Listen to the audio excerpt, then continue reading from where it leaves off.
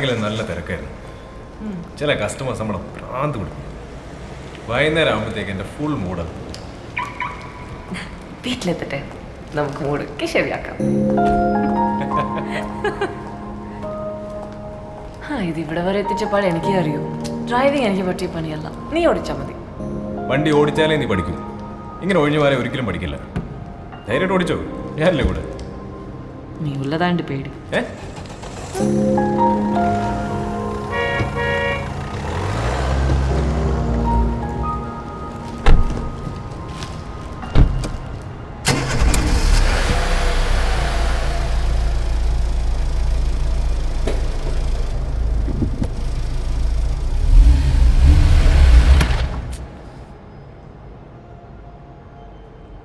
നിന്റെ നോട്ടം കണ്ടാൽ എൻ്റെ ഉള്ള കോൺഫിഡൻസും കൂടെ പോവും. എൻ്റെ കൂടെ ഇരിക്കണമെങ്കിൽ നല്ല ക്ഷമ വേണം. ചൂടാവരുത്. ശരി, പേടിക്കണ്ട. നീ വണ്ടി സ്റ്റാർട്ട്, ഞാൻ ചൂടാവില്ല.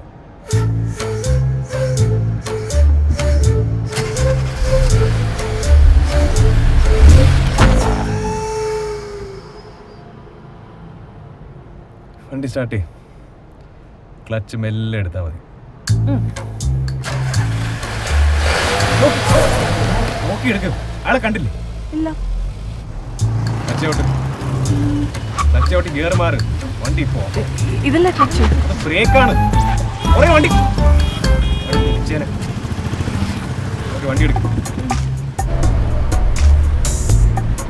കാറ് നിന്നെയല്ല ഓടിക്കണത്, നീയാണ് കാർ ഓടിക്കണത്. അത്രയും മനസ്സിലാക്കിയാൽ മതി.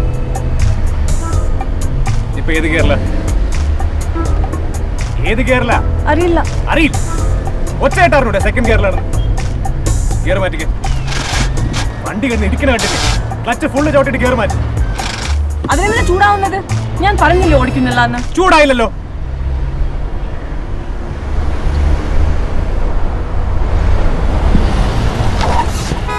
വണ്ടി പുറയില് തോന്നിയാസം കാണിക്കുന്നു. എവിടെ അഞ്ജലി? കണ്ണ് കണ്ടോട്ടോ.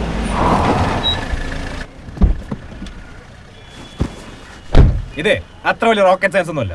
വണ്ടി സ്റ്റാർട്ട് ചെയ്യുക, ക്ലച്ച് ഫുൾ അമർത്തുക, ഫസ്റ്റ് ഗിയർ ഇടുക, വണ്ടി എടുക്കുക.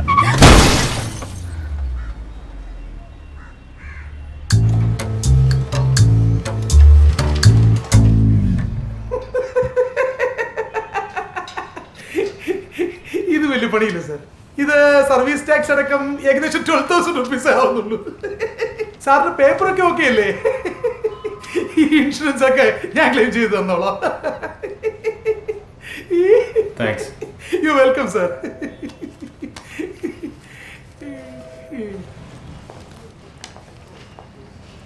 Yes sir.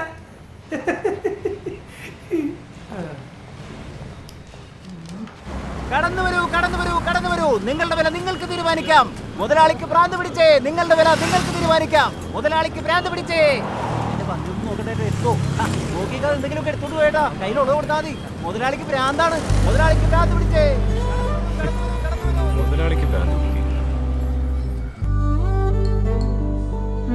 അസിസ്റ്റന്റ് മാനേജർ ആൾ കൊള്ളാലോ. ഉടനെ പ്രൊമോഷനൊക്കെ കിട്ടോ? ഈ പോക്കുവായി മിക്കവാറും അവരെന്നെ കൊണ്ടേ പോവും. കൊള്ളു നിന്നെ.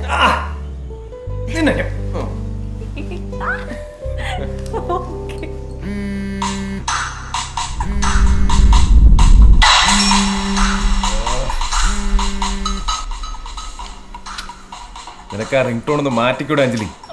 തുടങ്ങി. എന്തെങ്കിലും കിട്ടാണ്ടിരിക്കായിരുന്നു.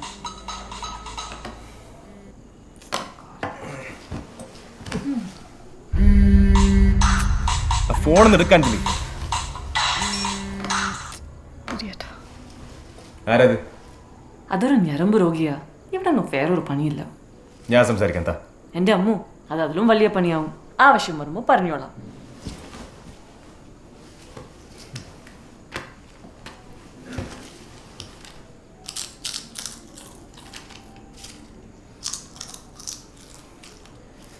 കുറച്ചൊരു ഒച്ചത്തിൽ ചോക്കാൻ പറ്റൂ? പിന്നില്ല.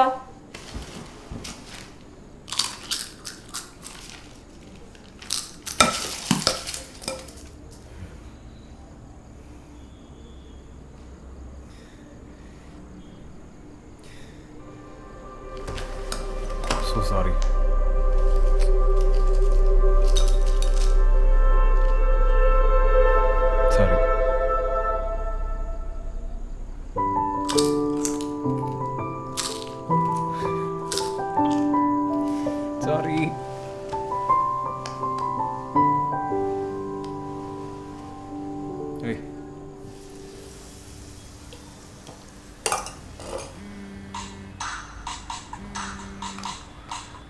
അമ്മ സിദ്ധാർത്ഥ് പോയോ മോളെ?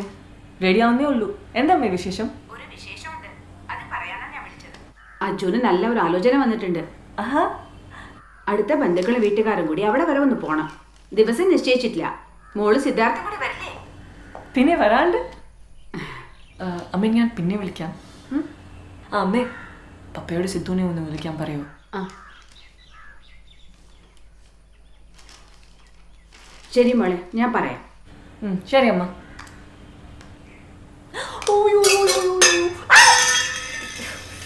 ഇപ്പൊ ശരിയാക്കി തരാം.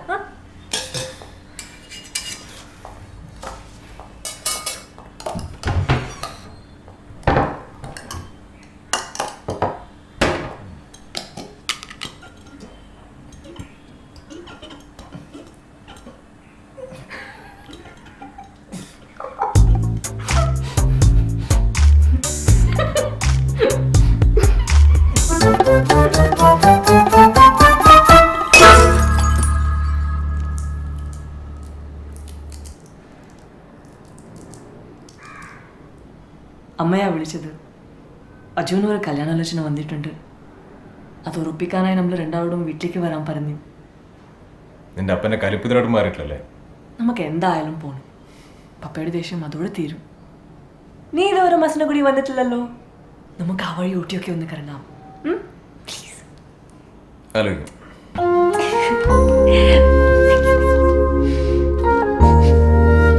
ഞാൻ പെർഫ്യൂം അടിച്ചല്ലേ? കുറച്ച് ചുമ്മാ ടെസ്റ്റ് അടിച്ചതല്ലേ? വേണമെന്നല്ലേ വേണ്ട.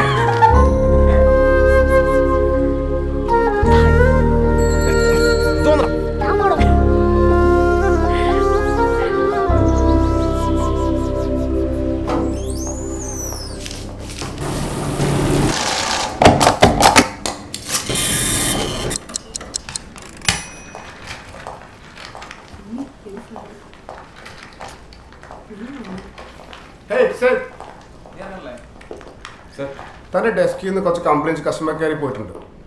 കസ്റ്റമേഴ്സായിട്ട് റിലേഷൻഷിപ്പ് കുറച്ചുകൂടി കാര്യമായിട്ട് ശ്രദ്ധിക്കണം, അല്ലെങ്കിൽ അത് തൻ്റെ കരിയറിനെ തന്നെ ബാധിക്കും. Sure sir. Be serious, okay?